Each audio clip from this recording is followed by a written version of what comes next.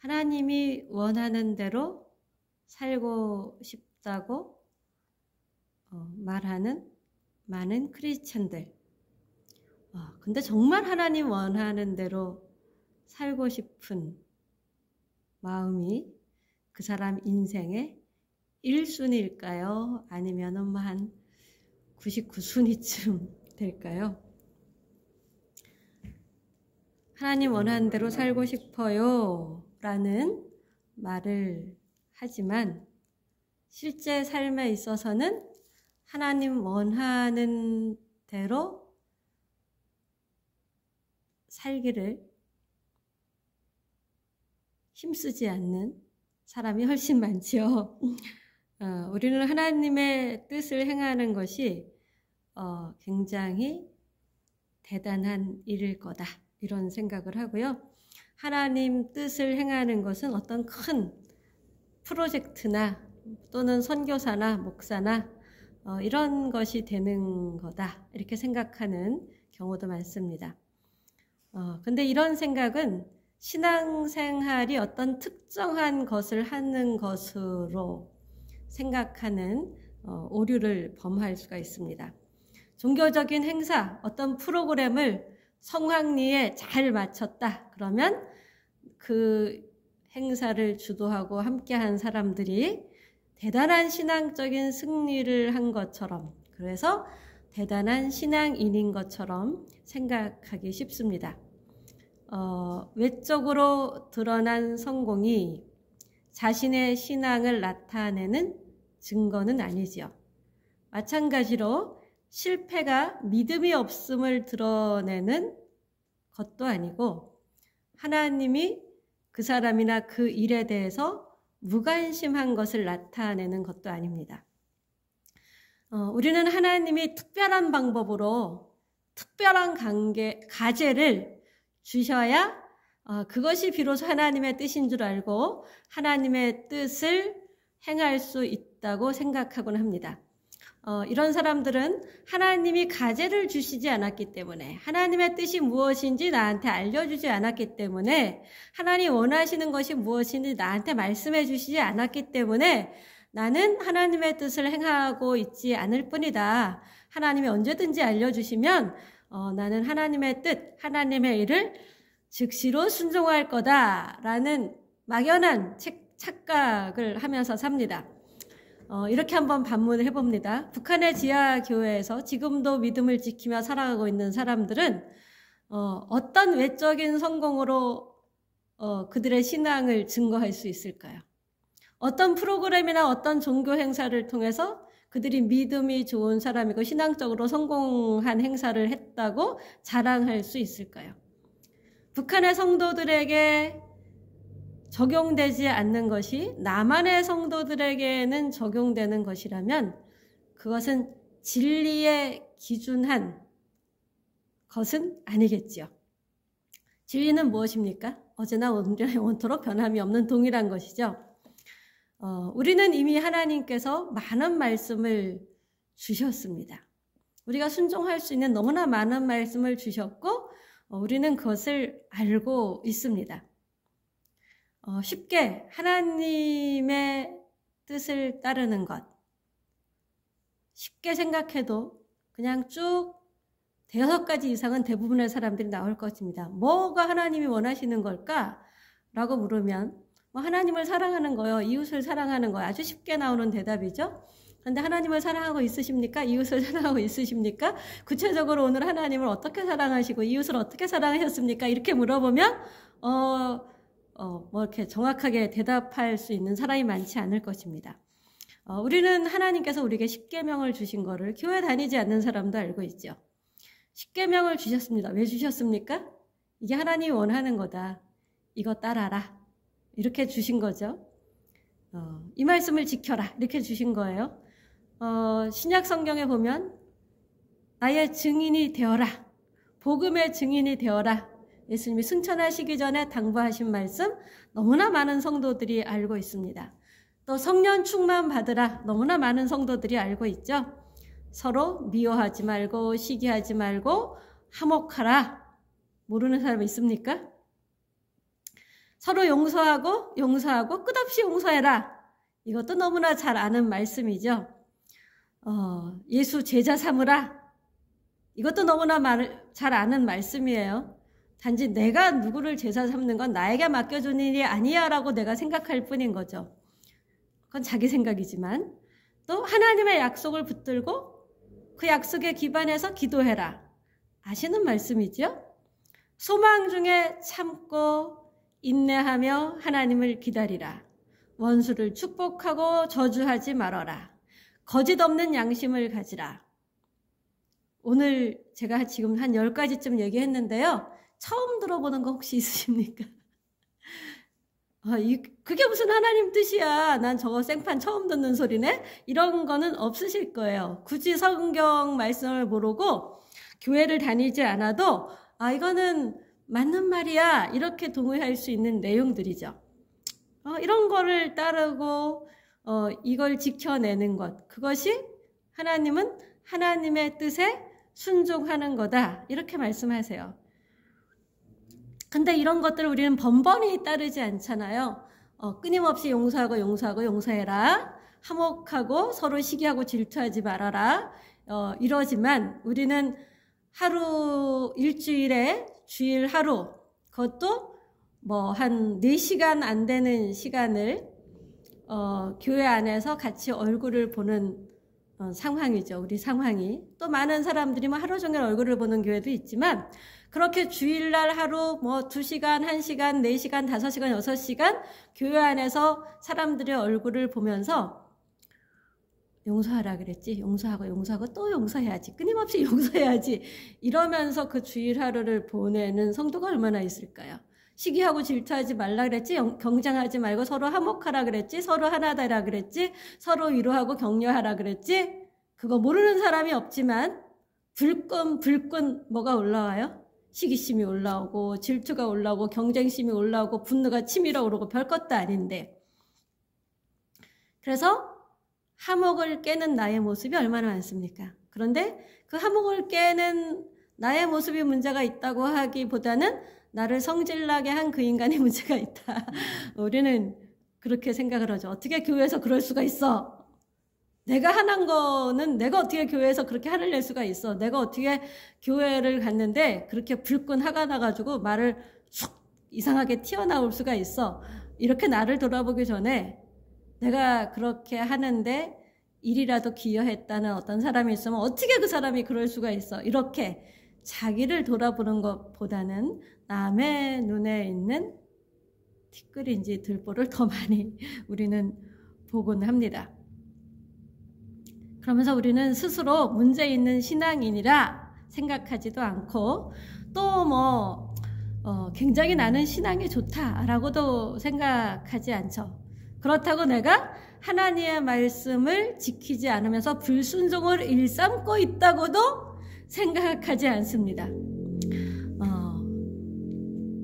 우리가 왜 제가 그냥 나열한 10가지 잘 지키지 못할까요? 우리는 너무나 번번이 숨쉬는 순간마다 하나님께 불순종하고 살고 있지만 왜 번번이 이렇게 순종하지 못하느냐라는 거죠. 우리의 기준이 성공과 실패, 이익과 손실을 따지기 때문일 것입니다. 그래서 나의 이득을 위해서, 나의 손실을 막기 위해서 내가 잘라버려야 될 것도 남겨두고 꼭 붙들어야 될 것도 그냥 방치하고 무관심하게 둬서 하나님이 가지쳐버리기 원하는 것들을 가지치지 못하고 살아가는 나의 성품들, 습성들이 많을 것입니다. 하나님의 충성된 종은 어떤 사람일까요? 충성된 사람, 그 사람은 주인이 시키는 일을 잘하는 사람이죠. 충성된 종은 주인이 시키는 일, 이거 하면 실패할 텐데 성공할 텐데 결과를 따지기보다 그것을 수행하는 사람일 것입니다. 우리가 하나님께 충성된 사람이 되는 것은 하나님의 말씀을 받아 드리고 행하는 사람이 되는 것이죠. 이미 하나님께서 우리에게 주신 말씀들, 제가 한 10가지 외에도 굉장히 많이 우리는 이미 알고 있는데, 항상 기뻐하라, 쉬지 말고 기도하라, 범사에 감사하라, 이는 그리스도 예수 안에서 너희를 향하신 하나님의 뜻이니라. 모르는 사람이 얼마나 있을까요? 그런데 생활 속에서 이것을 지켜내지 못합니다. 이것은 어떤 특정한 때에 감사해야 되고, 특정한 때에 기도해야 되고, 특정한 때에 기뻐해야 되는 걸 얘기하는 게 아니죠. 우리의 일상생활 속에서 늘 기도하고 기뻐하고 감사할 것을 말씀하시지만 우리는 이 말씀을 생명처럼 소중히 여기지 않습니다. 돈보다도 소중히 여기지 않습니다. 돈 얼마 손해보는 거에는 눈이 시뻘거가지고 막 이거 누가 잘못 계산했으면 전화하고 막 난리를 치면서 민원을 넣거나 어떤 뭔가를 하죠. 많은 사람들이, 다는 그렇지 않지만, 그러나 이게 하나님의 뜻이야 라고 말씀한 것에 대해서는 나 오늘 그거 못 지켰는데 큰일 났다. 어떻게 하면 좋지? 내일은 꼭 지켜야지. 이런 생각이 거의 없고 그냥 무관심하죠. 하나님께서는 이미 주신 말씀을 우리의 생활 속에서 소중히 여기고 따르는 사람을 찾으십니다. 또 하나님은 우리의 일상생활 속에서 하나님이 지금 내가 어떻게 하기를 원하실까 늘 하나님의 생각, 하나님의 마음, 하나님의 뜻에 귀 기울이고 마음을 기울이는 사람을 찾으십니다. 우리는 하나님의 뜻을 하나님 말씀하지 않아서 늘 살던 일상생활을 사는 것이 아니라 하나님의 뜻에 동의하지 않고 내 눈앞에 보이는 현실 세계를 더 뼈저리게 중히 여기기 때문에 우리 눈에 보이는 현실 세계를 더 소중히 여기고, 그래서 하나님의 말씀은 쉽게 뒤로 제쳐놓으면서 어떤 특별한 때나 그 말씀을 따르는 것이라는 오해로 살아가기 일쑤입니다. 하나님은 우리가 사는 모든 생활의 공간과 시간 속에서 주도권을 가지시고 우리를 인도하시길 원하십니다. 그래서 우리가 사는 모든 생활 공간 속에서 하나님의 뜻이 실현되어서 하나님과 우리가 협력하여 하나님의 일을 하기를 원하십니다. 우리의 삶의 자리에서 하나님과 협력하고 하나님의 일에 동참하는 것이 매일매일의 삶 속에서 우리에게는 많은 순간 십자가의 고난일 수 있습니다. 왜냐하면 화내고 싶은데 화내지 말아야 된다거나. 근데 사실은 화내면 더 손해잖아요. 나중에 더 후회하잖아요. 근데 그 당시 그 순간만은 버럭 질러대는 게 훨씬 수월하고 편하죠. 용서할 수 없는 철천지 원수 같은 사람을 끊임없이 용서하고 용서하는 삶. 쉽게, 아주 쉽게 하나님의 뜻을 따르는 게 뭘까라는 한 예를 든다면 용서하는 것이죠. 근데 우리가 용서해야 될 사람은 어디에 있습니까? 우리가 용서해야 될 사람이 저 멀리 아메리카에 있습니까? 아니면 아프리카에 있습니까? 아니면 저 북극이나 남극에 있습니까? 우리가 용서할 수 없는 철천지 원수 같은 생각만 해도 화가 버럭 나고 기분이 나빠지는 그 사람, 생각만 해도 내 마음이 돌덩이가 되는 그 사람은 사실은 저 멀리 타국에 있는 것이 아니라 아주 가까운 데 있죠. 가까이 있는 사람, 자주 만나는 사람, 매일 원하지 않아도 볼 수밖에 없는 사람, 쉽게 관계를 끊을 수도 없는 사람, 이런 사람들이 사실은 우리가 용서해야 될 대상들이고 사랑해야 될 대상들이고, 경쟁하기보다 축복하고 위로하고 힘을 북돋아 주고 격려할 대상들이죠.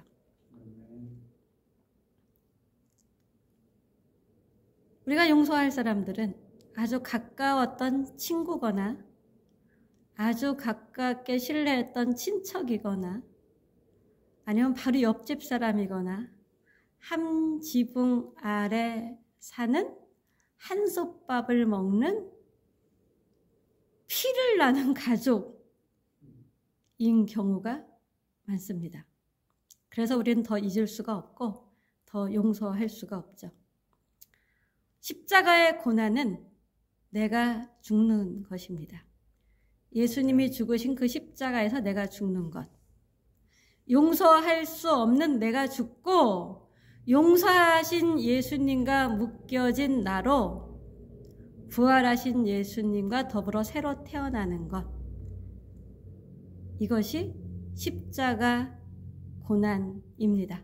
이 고난이 없으면 부활하신 예수님과 묶여서 새로 태어나는 용서할 수 있는 나도 없게 되겠지요.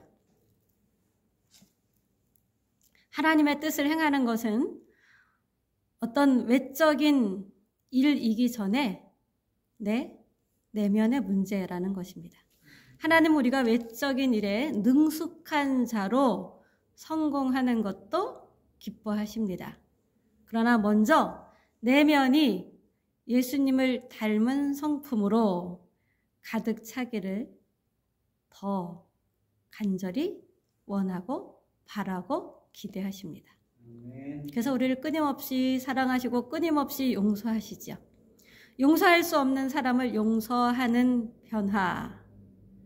그것은 외적인 변화에서 오는 것이 아니고 나를 위해 죽으신 예수님의 사랑을 내 영혼 깊이 받아들일 때 비로소 가능한 것입니다. 그래서 참된 하나님 나라 복음, 예수 십자가의 복음을 내 것으로 삼고 참되게 거듭났다면 용서하지 못할 수가 없습니다. 용서하기 어려울 수는 있지만 그러나 결국은 용서할 수밖에 없죠. 왜냐하면 더한 사랑을 내가 받았고 나는 나의 원수 같은 그 인간보다 더 하나님께 원수된 자였고 하나님의 사랑을 알고 받아들이고 하나님을 아버지라고 부르면서 오랜 신앙생활을 하고 있음에도 불구하고 오늘도 여전히 하나님을 불순종하며 하나님을 거역하며 하나님 얼굴에 먼치를 하면서 살아가는 존재가 우리 아닙니까? 그런데 네가 나를 어떻게 그렇게 배반할 수가 있어? 네가 어떻게 그렇게 내 얼굴에 먼치를 할 수가 있어? 난 너 도무지 용서하지 못해.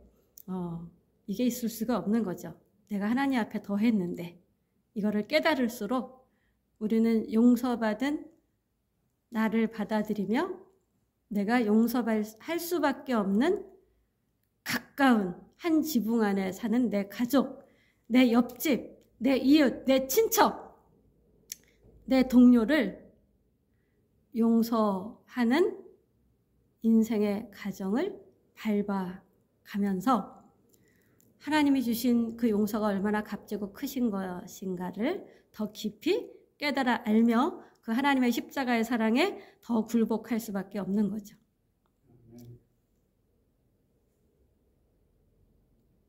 십자가의 고난을 참으신 예수, 부활하신 예수, 승천하신 예수, 하나님 보좌 우편에서 오늘도 중보하고 계시는 예수, 다시 오실 예수를 바라보고 집중할수록 우리는 예수님으로 나를 채워갈 수 있습니다.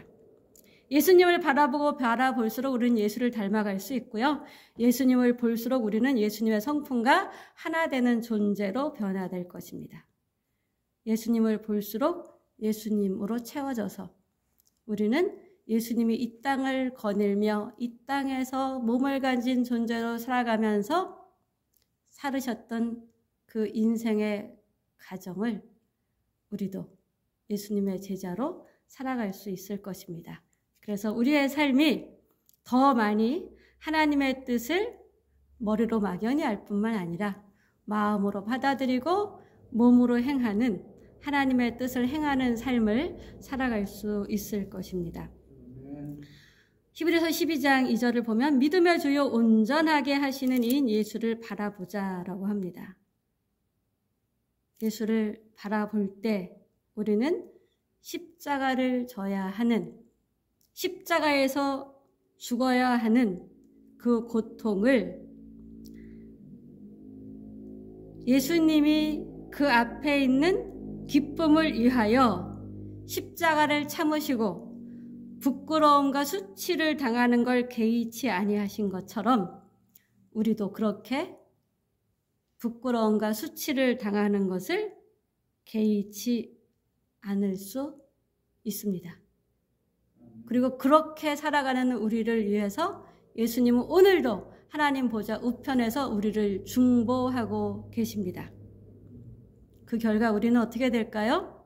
더욱더 정금 같은 하나님의 성품을 닮은 사람, 하나님이 기뻐하는 사람, 하나님이 보증하는 사람, 많은 천군과 천사를 통해서 우리를 돕는 인생이 우리의 인생이 될 것입니다. 기도합니다. 하나님 사랑합니다. 하나님의 사랑이 매일 24시간 우리에게 부어지고 있는데 우리는 다른 것에 정신을 팔아서 하나님의 사랑에 관심이 없을 때가 너무나 많습니다. 하나님, 늘 부어주시는 그 하나님 아버지의 사랑을 사모하고 부어주시는 그대로 받고 누리며 하나님이 우리를 사랑하신 그 동일한 사랑으로 우리도 하나님을 사랑하고 우리가 만나는 사람들, 우리에게 한때는 사랑했지만 이제는 원수같이 된 그 사람을 사랑할 수 있는 힘과 용기와 마음으로 변화되게 함께하여 주시옵소서. 주 예수 그리스도의 이름으로 기도합니다. 아멘.